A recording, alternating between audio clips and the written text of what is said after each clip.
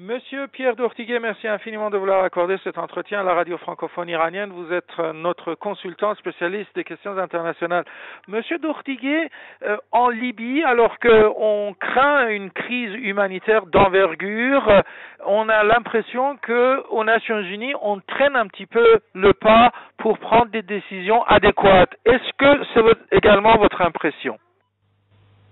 Oui, en effet, c'est une impression qui ne laisse pas d'ailleurs d'être inquiétante, car il semble qu'il y ait une sorte de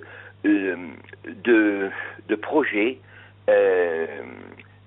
d'utiliser à la fois cette révolution libyenne et cette disons résistance, cette contre-révolution, disons menée par cette répression menée par le colonel Kadhafi, comme un argument pour pouvoir installer une présence étrangère, même au besoin, vous voyez, préserver aussi un certain état-major autour une certaine, disons, constitution humaine et militaire qui était, disons, greffée sur le régime du président Kadhafi,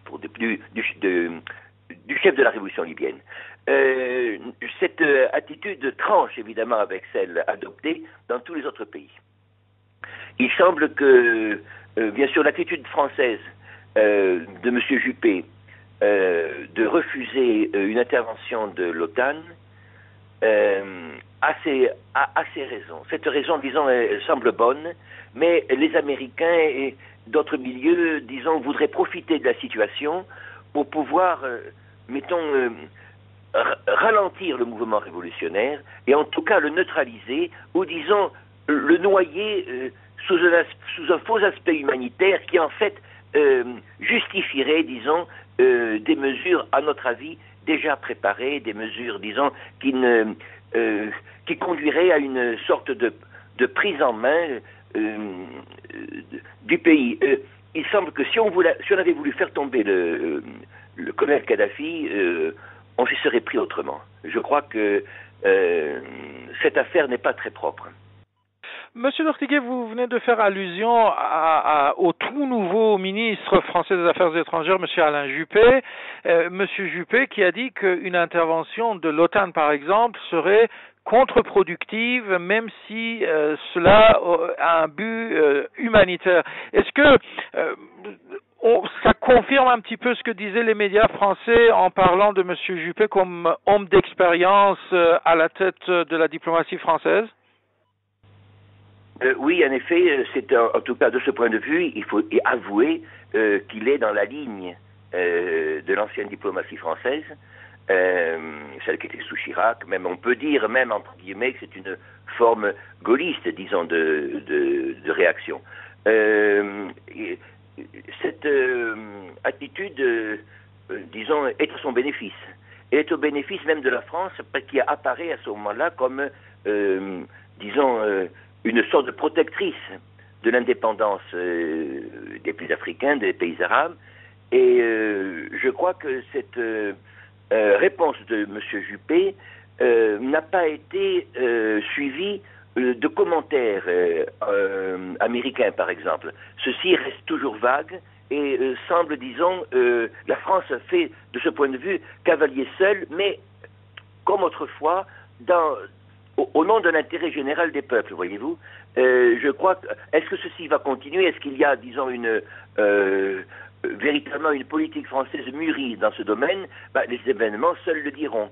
Mais je crois qu'il s'agit là d'une réaction de M. Juppé qui vient en fait d'une expérience française en matière diplomatique.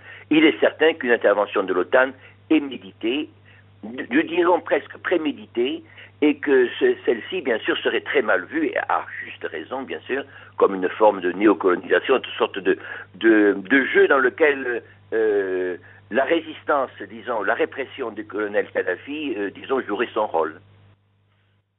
Monsieur Dortiguet, sur le terrain, apparemment, la crise reste très importante et les révolutionnaires seraient sur le point d'attaquer en fait la capitale libyenne Tripoli. Est-ce que vous pensez que désormais les jours de Monsieur Kadhafi sont comptés? Il l'était jusqu'à présent. Il est certain qu'il ne survivra pas à cette épreuve. Ce qui est fort gênant dans cette affaire, c'est que la résistance libyenne ne semble pas politiquement forte. C'est-à-dire qu'il y a un soutien populaire, mais il n'y a pas de direction bien marquée.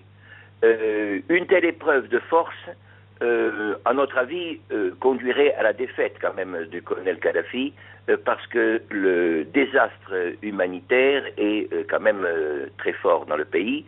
Vous avez constaté que la Tunisie elle-même est entraînée, est étouffée par cette affaire, et qu'il y a bien sûr disons, une impossibilité, disons, humaine pour le colonel Kadhafi de subsister. Mais ce que nous pensons être très dangereux, ce sont les conseils qui auraient pu être donnés au Kadhafi par certaines puissances de tenir bon. Il y a quand même une diplomatie secrète, il y a des non-dits dans cette affaire-là, et plus le Kadhafi tient bon avec ses troupes, plus il donne un argument, bien sûr une carte, à ceux qui veulent une présence de l'OTAN, et derrière une présence de l'OTAN, une certaine internationalisation de cette affaire qui devrait demeurer une affaire interne libyenne.